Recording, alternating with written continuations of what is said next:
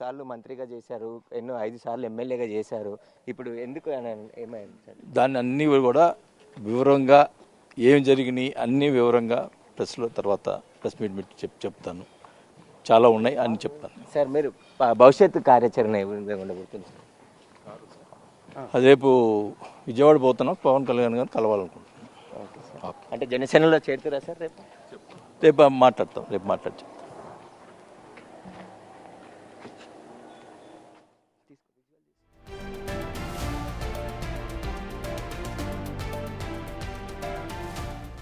గట్టిగా బాలినేని శ్రీనివాసరెడ్డి మొట్టమొదటిసారిగా వైసీపీ పార్టీకి రాజీనామా చేసిన తర్వాత బిగ్ టీవీతో మాట్లాడారు. సో తర్వాత ఆయన కార్యాచరణ ఏ విధంగా ఉండబోతుంది, ఎలాంటి నిర్ణయం తీసుకోబోతున్నారు అని చెప్పి కూడా ప్రెస్ నోట్ రిలీజ్ చేస్తాము. రేపు పవన్ కళ్యాణ్ డిప్యూటీ సీఎం పవన్ కళ్యాణ్ కలవబోతున్నామని కూడా బిగ్ టీవీకి బాలినేని శ్రీనివాసరెడ్డి తెలియజేశారు. సో ఆయన కొద్దిసేపటి క్రితమే వైసీపీ పార్టీకి రాజీనామా చేశారు. సో రాజీనామా చేసిన అనంతరం బిగ్ టీవీతో ఆయన మాట్లాడారు మొదటిసారిగా. సో ఏ నిర్ణయాలు తీసుకోబోతున్నారు, కార్యాచరణ ఏ విధంగా ఉండబోతోంది, ఏ పార్టీలో ఆయన చేరబోతున్నారు అన్న ప్రచారాలకు కూడా ప్రెస్ నోట్ రిలీజ్ చేస్తాము. రేపు డిప్యూటీ సీఎం పవన్ కళ్యాణ్ని కలవబోతున్నాము. అక్కడ కలిసిన తర్వాత నిర్ణయాలు ఏ విధంగా ఉండబోతున్నాయని చెప్పి కూడా మేము వివరిస్తాము అని చెప్పి కూడా బాలినేని శ్రీనివాసరెడ్డి బిగ్ టీవీకి ఆయన తెలియజేశారు. రైట్గా మరింత సమాచారం మా ప్రతినిధి సురేష్ లైవ్ లో అందించడానికి సిద్ధంగా ఉన్నారు. సురేష్, చెప్పండి, బాలినేని శ్రీనివాసరెడ్డి ఆయన రాజీనామా తర్వాత స్పందన ఏ విధంగా ఉంది, ఏం చెప్పారు? గత కొద్ది రోజుల నుంచి కూడా ఆయన వైసీపీ పైన తీవ్ర అసంతృప్తితో ఉన్నాడు. 2 సార్లు మంత్రిగా పనిచేశాడు, 5 సార్లు ఎమ్మెల్యేగా గెలిచాడు. ఒంగోలులో చాలా సీనియర్ నాయకుడు బాలినేని శ్రీనివాసరెడ్డి. ఆయనకు సంబంధించి రాజీనామా చేస్తాడు, అసంతృప్తిగా ఉన్నాడని చెప్పేసి వైసీపీకి చెందిన పెద్దలందరూ కూడా ఆయనను బుజ్జగించే ప్రయత్నం చేశారు. పార్టీ వీడొద్దు, పార్టీకి సంబంధించి మీరు సేవలు అవసరం ఉంది అని చెప్పేసి కూడా బుజ్జగించే ప్రయత్నం చేసినప్పటికీ కూడా ఆయన ఈరోజు కొద్దిసేపటి క్రితమే పార్టీ పదవికి రాజీనామా చేస్తున్నట్టు, సభ్యత్వానికి కూడా రాజీనామా చేస్తున్నట్టు జగన్మోహన్ రెడ్డికి లెటర్ పంపించడం జరిగింది. అంతకు ముందు 2 రోజుల నుంచి కూడా ఒంగోలు నియోజకవర్గం సంబంధించి రాజీనామా చేసిన అనంతరమే మన బిగ్ టీవీతో మాట్లాడారు, మీరు ఆయనతో మాట్లాడారు కదా. సో మొదటగా ఆయన ఏం చెప్పారు, ఏం మాట్లాడారు బిగ్ టీవీతో?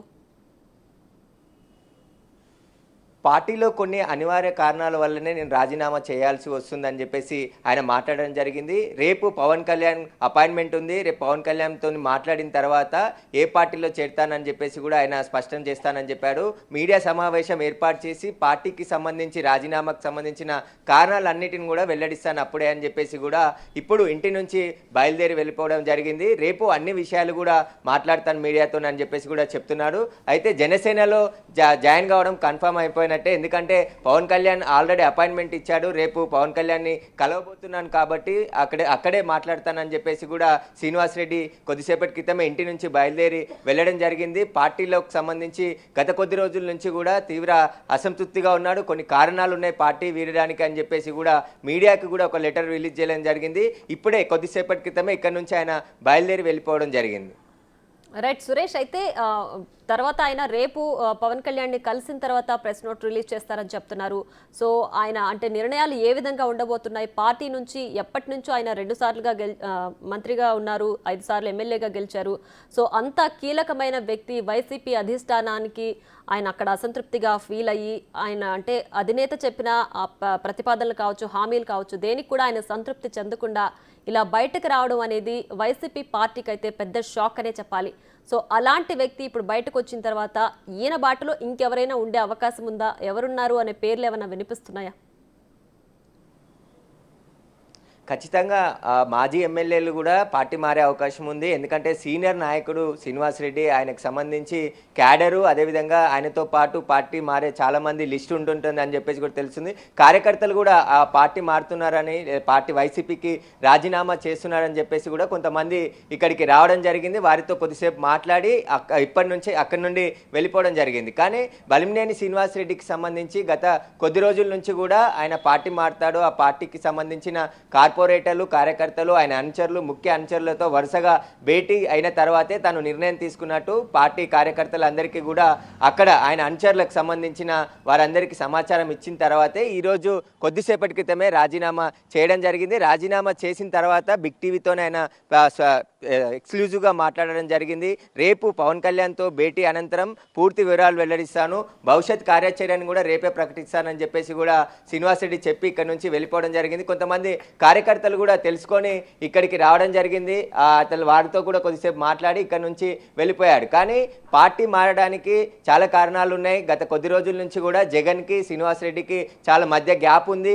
ఏదైతే మంత్రివర్గం రెండోసారి విస్తరణ జరిగిందో అప్పుడు ఆయనను తప్పించారో అప్పటి నుంచే జగన్తో గ్యాప్ ఉంది. మళ్ళీ మొన్న జరిగిన ఎలక్షన్లో కూడా ఓడిపోయాడు ఆయన ఎమ్మెల్యేగా. కాబట్టి అప్పటి నుంచి కూడా గ్యాప్ ఉంది. పార్టీలో చాలా రకాల చాలా రకాల జరుగుతున్నాయి. కాబట్టి నేను పార్టీ మారాల్సి వస్తుందని చెప్పేసి కూడా బలిమినేని శ్రీనివాస్ రెడ్డి చెప్పడం జరిగింది. దాని కారణాలన్నింటిని కూడా రేపు మీడియా సమావేశం ఏర్పాటు చేసి అన్ని పూర్తి వివరాలు వెల్లడిస్తానని చెప్తున్నారు.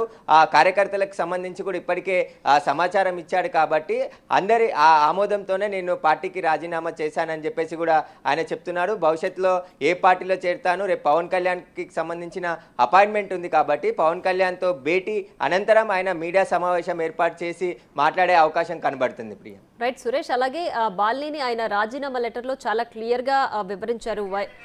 జగన్ ఏదైతే నిర్ణయాలు, రాజకీయ నిర్ణయాలు సరిగ్గా లేవు అనే వాటిని నిర్మోహమాటంగా నేను అడ్డుకున్నాను. సో అవన్నీ నచ్చకనే ఇప్పుడు పార్టీ నుంచి బయటకు వచ్చేస్తున్నాను. ఎవరైనా సరే దీన్ని హుందాగా స్వీకరించండి, అంతిమంగా ప్రజల తీర్పే నాకు శిరోధార్యం అని చెప్పి కూడా ఆయన రాజీనామా లెటర్లో వివరించారు. అలాగే పార్టీలకు అతీతంగా ఎవరొచ్చినా సరే నా వంతు సహకారం నేను చేస్తాను అనే మాట కూడా బాలినేని ఇచ్చారు. సో మొత్తంగా చూస్తే ఆయన అసంతృప్తి ఎప్పటి నుంచో ఉండి ఇప్పుడు బయటకు వచ్చారని భావించాలా?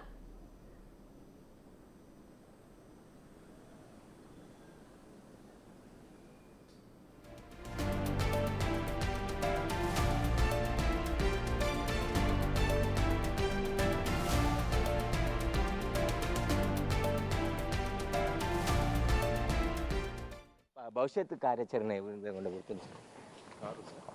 అది రేపు విజయవాడ పోతున్నాం, పవన్ కళ్యాణ్ గారిని కలవాలనుకుంటున్నాం. అంటే జనసేనలో చేరుతారా సార్?